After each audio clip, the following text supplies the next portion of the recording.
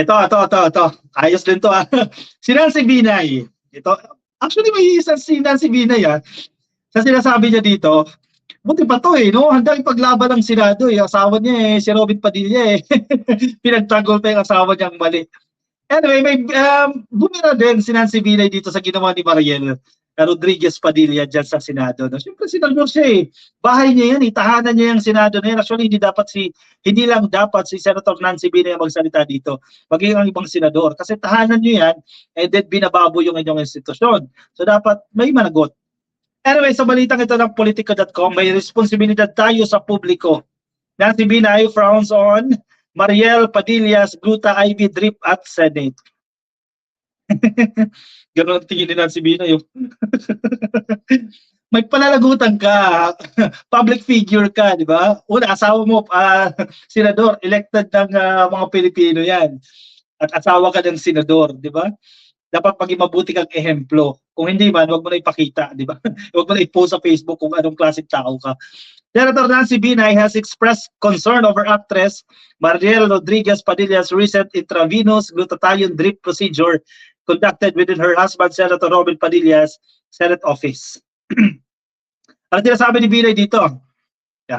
Lakayan ko lang ng konti yung sarili ko. Kahit naglalabasan yung ating mga peklat dahil nagpatanggal din tayo ng kulog ng words. I-post pa ba natin yun? Definitely hindi na. Baka mga Mariel tayo. According to Binay, Mariel's IV session involved issues of conduct, exactly, integrity, and reputation of the Senate, and health and safety matters. Ayun, nadali mo. Thank you for speaking out, Senator Nancy Binay. Ha? Conduct, right manners, and good conduct. Tama ba? Good manners pala. GMRC, integridad. Yan. Reputasyon ng Senado ang nasisira, nadadamage dahil sa ginawa niya.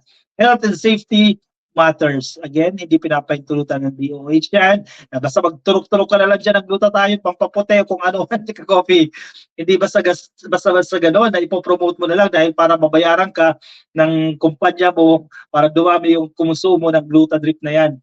With such IV drip deemed unsafe by health authorities, again, DOH, FDA, magdidesisyon. Madam Mariel, hindi ikaw. Binay also reminded the public that figures, including artists, to be cognizant of the responsibilities to the public. Dapat maging aware ka, ka-coffee. Government official ka, celebrity ka, maging aware ka sa iyong tungkulin, sa iyong responsibilidad sa publiko. Nakaka-bother lang dahil yung IV procedure was done inside the Senate premises na walang abiso mula sa clinic. Exactly. E paano kung may nangyari, di ba? May side effect pala yung naturok niya o nagkamali ng pagturok sa kanya. Nagkaroon ng emergency. Hindi nagpanik yung buong Senado. Mariel yan eh. Asawa ng senador yan eh. Ganyan yung nangyari eh. Dinadamay pa yung operasyon ng Senado. Kahit gabi pa yan, nagtatrabaho pa rin po yung mga tao dyan. As public figures, sana aware din tayo sa responsibilidad natin sa publiko. We might be promoting something na pinagbabawal at illegal. At akala ng mga tao, okay lang. Isipin din natin, may kasamang kapanagutan ng pagiging artista. Yan. Hello, Mariel. Artista ka, may pananagutan ka pa rin. Sabi ni Senator Nancy Binay dyan. Lalo na kung senador ang asawa mo. Kaya sagutin niya ngayon. Diba, sagutin niya itong si Senator Nancy Binay. The controversy erupted after Mariel shared a now-deleted social media post capturing her drip session dyan po sa Senado. Yan, napag-usapan na natin yan, coffee, no? Binay has frowned on the incident, acknowledging the need for the Senate to look into the matter. Sana ka-coffee, imbestigahan yan.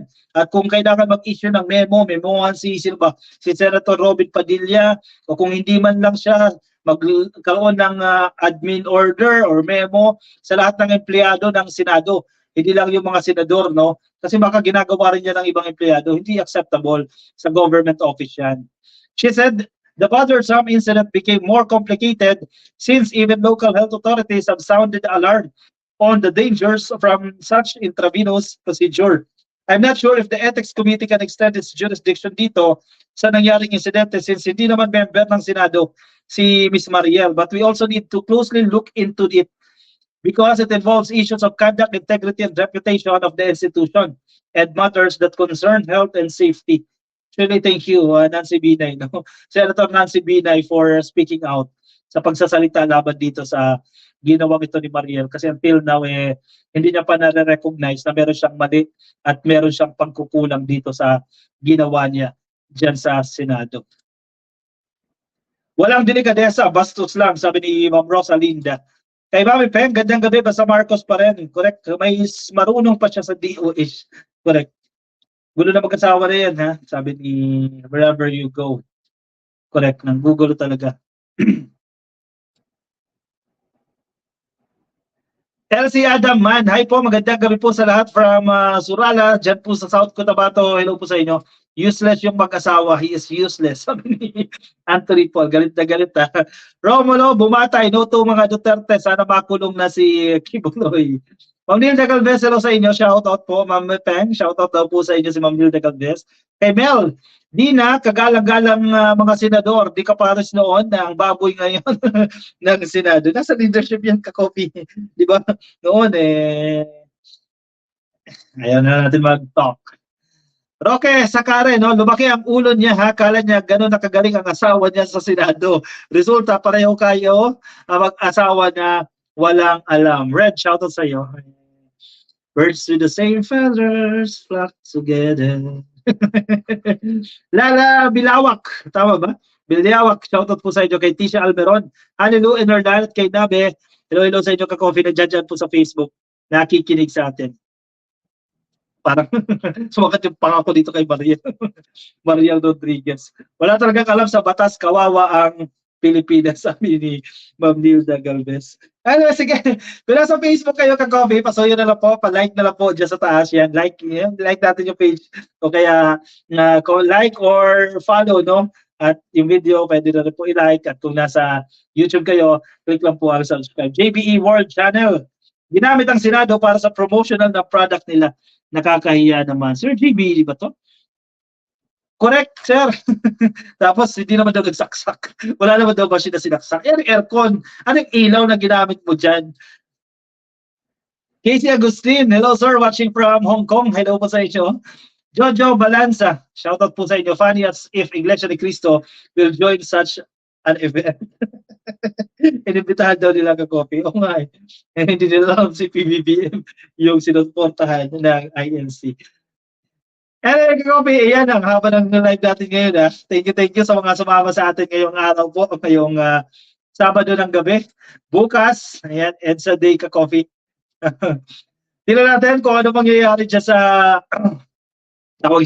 mangyayari dyan sa Cebu, sa rally nila yan.